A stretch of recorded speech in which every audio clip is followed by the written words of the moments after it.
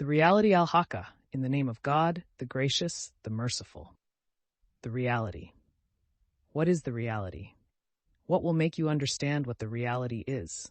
Thamud and Ad denied the catastrophe. As for Thamud, they were annihilated by the overwhelming.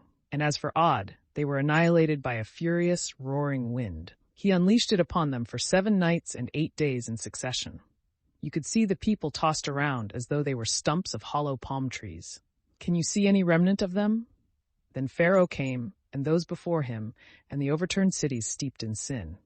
But they disobeyed the messenger of their Lord, so he seized them with an overpowering grip. When the waters overflowed, we carried you in the cruising ship, to make it a lesson for you, so that retaining ears may retain it. Then, when the trumpet is sounded a single time, and the earth and the mountains are lifted up and crushed with a single crush, on that day the event will come to pass, and the heaven will crack.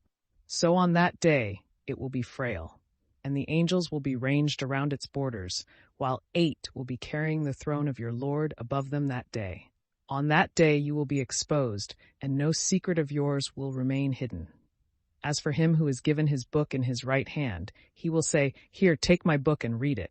I knew I would be held accountable." So he will be in pleasant living, in a lofty garden. Its pickings are within reach. Eat and drink merrily for what you did in the days gone by.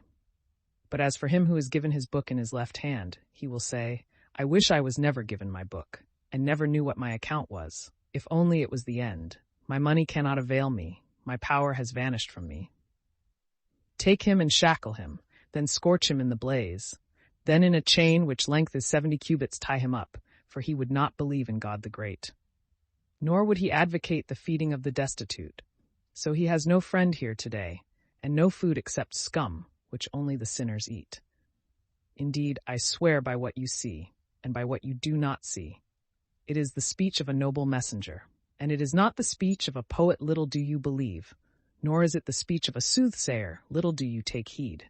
It is a revelation from the Lord of the worlds. Had he falsely attributed some statements to us, we would have seized him by the right arm, then slashed his lifeline, and none of you could have restrained us from him. Surely, it is a message for the righteous, and we know that some of you will reject it, and it is surely a source of grief for the unbelievers. Yet it is the absolute truth. So glorify the name of your Lord, the Magnificent.